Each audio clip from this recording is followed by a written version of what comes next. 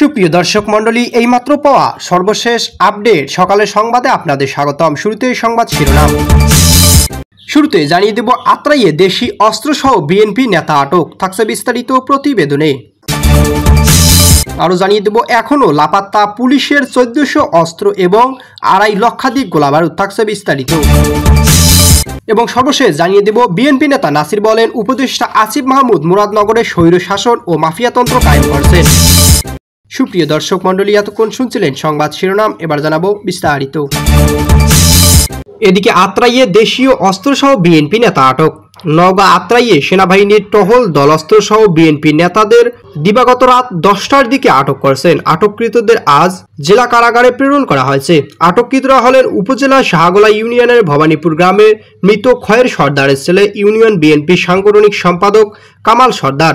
রয়েছেন একই ইউনিয়নের মিরাপুর গ্রামের শমশের আলীর ছেলে ইউনিয়ন যুব দলের সভাপতি এরশাদ আলী এবং একই ইউনিয়নের ভবানীপুর গ্রামের ইসুব আলীর ছেলে ফারুক সর্দার।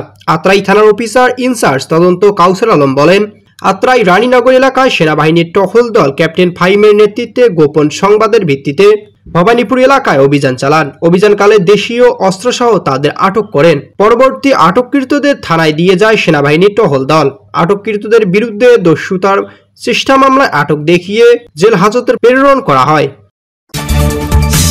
এদিকে এখনও লাপাত্তা পুলিশের 1400 অস্ত্র এবং 2.5 লক্ষাধিক গোলাবারুদ।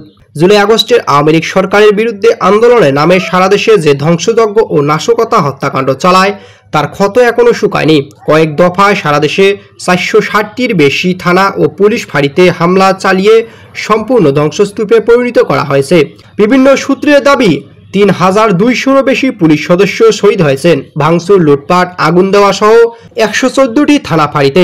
ঢাকা মহানগরীতে হামলা হয় 13টি থানায়। ডক্টর ইউনূসের অন্তর্বর্তী সরকারের ভাষ্য, থানা থেকে পুলিশের অত্যাধুনিক অস্ত্র, গোলাবারুদ ও নিরাপত্তা সরঞ্জাম লুট হয়েছে আন্দোলন চলাকালে, যার কিছুই বিভিন্ন সময় উদ্ধার হলেও এখনও 1390টি অস্ত্র ও 2.5 লাখেরও বেশি গোলাবারুদের কোনো হদিস পাওয়া যায়নি।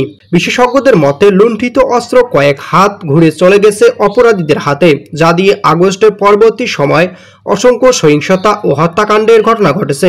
আন্দোলন চলাকালে সমন্বয়ক নাহিদ ইসলামের হাতে অস্ত্র তুলে নেওয়ার ঘোষণা দেন শাহবাগ সমাবেশ। তিনি বলেন, শিক্ষার্থীরা যে কোনো পরিস্থিতির জন্য সবসময় প্রস্তুত থাকে, আমরা হাতে অস্ত্র নিতে প্রস্তুত।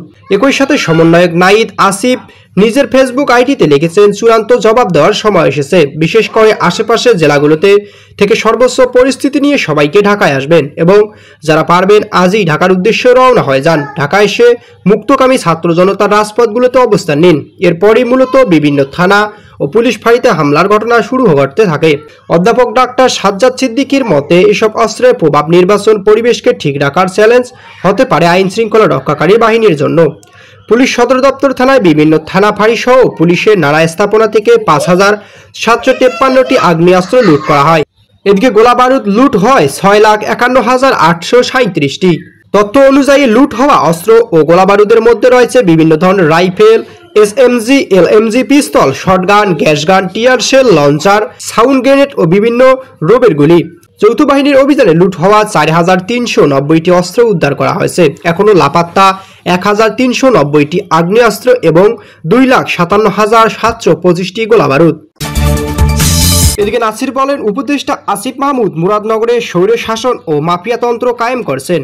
বিএনপি ছাত্র সংগঠনের ছাত্র দলের সাধারণ সম্পাদক নাসির উদ্দিন অভিযোগ করেছেন, কুমিল্লায় মুরাদনগর ইউনূস সরকারের উপদেষ্টা আসিফ মাহমুদের প্রত্যক্ষ সহযোগী একটি স্বৈর শাসন ও মাফিয়াতন্ত্র প্রতিষ্ঠিত করছে। কুমিল্লা কেন্দ্রীয় কারাগারে আটক বিএনপি এর অঙ্গ সংগঠনের নেতাদের সঙ্গে সাক্ষাৎ শেষে তিনি সাংবাদিকদের এসব কথা বলেন। নাসির বলেন, উপদেষ্টা আসিফ মাহমুদ সরকারি পদে থেকে তার নিজ এলাকা মুরাদনগর রাজনৈতিক আধিপত্য কায়েম করতে পুলিশ প্রশাসনকে ব্যবহার করছেন। এতে বিএনপি ও ছাত্রদল সহ অঙ্গ সংগঠনের নেতাকর্মীরা দমন নিপীড়নের শিকার হচ্ছেন প্রতিনিয়ত। তিনি সেখানে মাফিয়াতন্ত্র ও স্বৈরতন্ত্র কায়েম করছেন। কারাবন্দী নেতাদের দেখতে যাওয়ার পর মুরাদনগর উপজেলার ছাত্রদলের যুগ্ম আহ্বায়ক নাজিব মাহমুদের মায়ের কবর জিয়ারত করেন তিনি। এ সময় তিনি শোকাহত পরিবারের সঙ্গে সাক্ষাৎ করে এবং সমবেদনা জানান। ছাত্রদলের নেতা আরও বলেন যে, নতুন বাংলাদেশ স্বপ্ন আমরা দেখেছিলাম, মুরাদনগরে বর্তমান চিত্র তার সম্পূর্ণ বিপরীত। কুমিল্লা কেন্দ্রীয় কারাগারে বর্তমান ছাত্রদলের 13 জন সিনিয়র যুগ্ম আহ্বায়ক আটক রয়েছেন।